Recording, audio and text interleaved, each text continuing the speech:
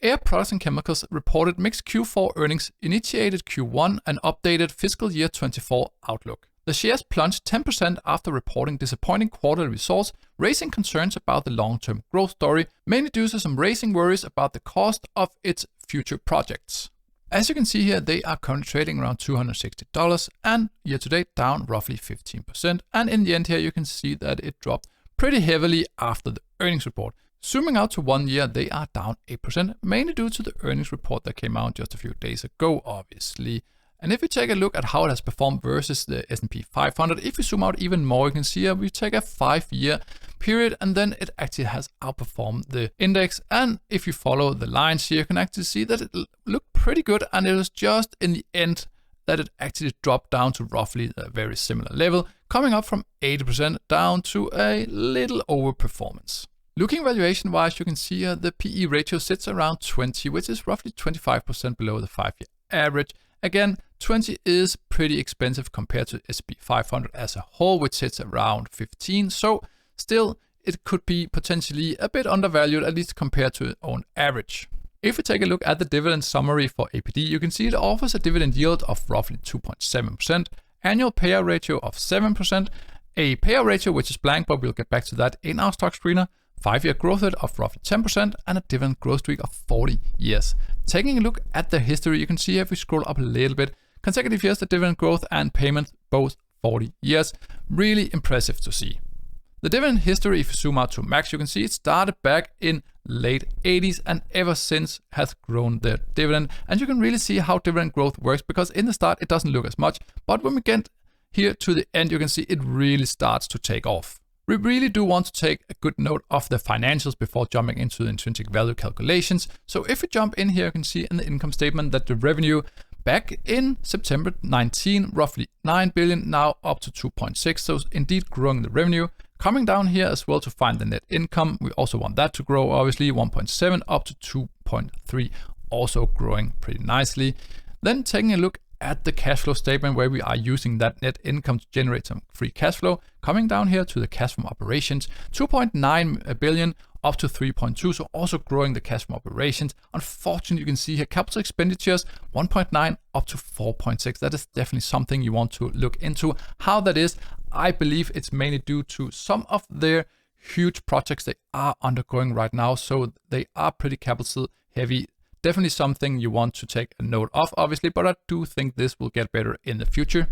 And before we jump into the intrinsic value calculation, let's take a look at what the analyst thinks about APD. So they do have it rated as a buy, a pretty strong buy, or close to a strong buy. At least we are above that 4.0 rating. Analyst breakdown, 24 analysts in the last 90 days. 11 has it as a strong buy, 5 on the buy side, and 8 as a whole. We don't have any analysts on the sell side. Coming down here to the average price target, you can see average price target 316, a roughly 20% upside from the current levels. And you can see here down the lows is 260, which could indicate that an analyst thinks that this is the lowest point it will go, and from here it will just go up. Stocks doesn't always go like that, but over the long term we should definitely see some growth, hopefully from APD.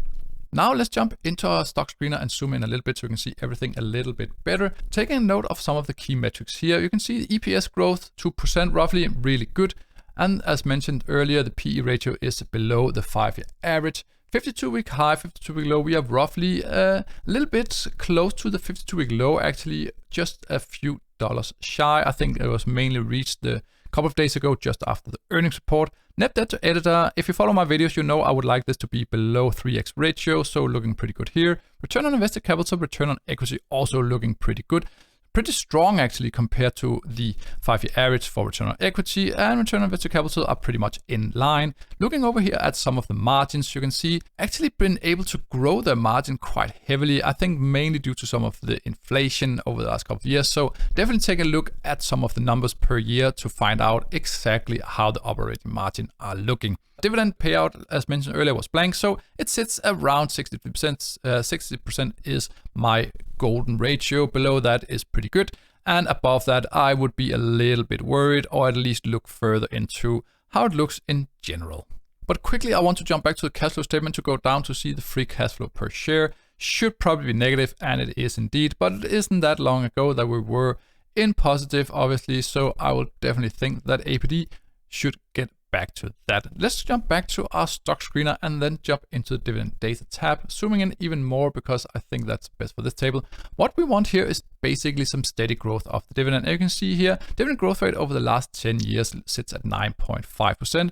5-year growth rate of 10, and then 3-year growth rate also roughly 10. So they're looking pretty stable. You can see if you go back a couple of years, you can see sometimes it's a bit above, sometimes it's a bit below, but they look pretty close to the average. So we don't want these huge volatile swings. We just want a nice steady dividend growth. Coming down here to the dividend yield graphs, you can see the 5-year dividend yield sits above the line, could indicate a potential bargain at the current time. Dividend yield graph or table on the left, you can see here roughly a 16% discount, at least according to the dividend yield theory. Obviously, we have a lot of other valuation models, so let's go into them a little bit, zooming out so you can see all details. I don't want to go through every single one. You can just pause the video at any time here to find the details I have used if you want to recreate it or just double check what I have done. So we do have Graham's Weiss valuation model. I've overwritten the EPS growth based on their guidance and not the actual EPS. Obviously also have the PE model. For the free cash flow variation, you can see here, as mentioned earlier, we do have a negative free cash flow per share. So obviously the free cash flow variation doesn't work here. Then we do have the Peter Lynch model. If you haven't checked out my video, check out in my backlog for that one.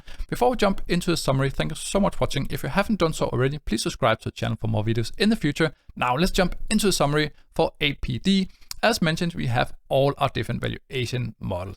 Basically, because the free cash flow is such is negative at the current time, I have excluded the discount cash flow model, so we do have the other ones. There's also, for example, the free cash flow is pretty low, but I still included it basically just to keep some of the other ones in check, which mainly thinks that the average intrinsic value is 310, not too far off from the analyst target price mentioned earlier of 316.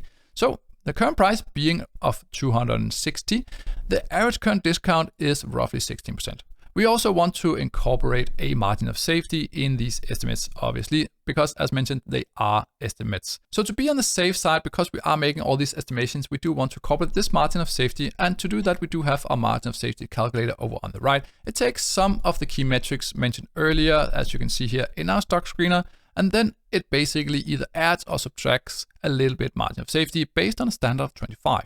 Based on some of these, as you can see here, we do arrive at a margin of safety of 0, which means that APD is such a quality company that you could be fine with the estimates that we have done, at least what the sheets here say. So obviously do use your own judgment and then make a decision based on that. So I would not incorporate margin of safety here. We could, for the fun, just let's just add 10% just for the fun of it, which still puts the acceptable buy price at roughly 280, which is still above the current price of 260. So for me personally, I would definitely look closer at APD at these levels. I think it looks like a really juicy price, to be honest. I think the EPS was a beat, but the sales were a slight miss, and I think it was impacted by lower energy pass-through, so I think they'll be okay in the future.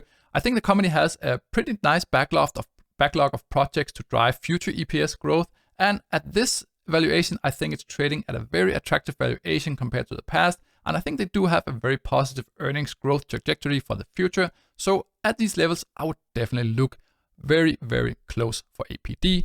Thank you so much for watching, and I'll be seeing you in another video.